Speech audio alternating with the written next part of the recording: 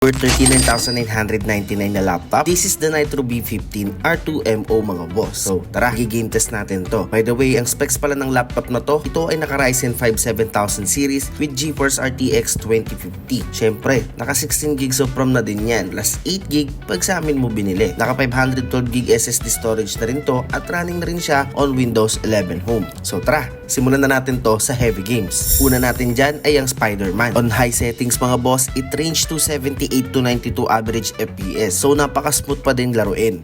Pangalawa naman is NBA 2K24. On high settings, nag-range siya ng 55 to 96 average FPS mga boss. Mababa lang pag nagpi-preview ng highlights. At pangatlo natin dyan is Valorant. On high settings din mga boss, nag-range ito ng 150 to 250 average FPS. Oh, sobrang smooth pa ng tutukan natin dito boss. Kayang-kaya mga boss, sinisiw lang. So ano, trip mo din ba tong Nitro B15 natin? Available din to sa mga branches natin mga boss ha.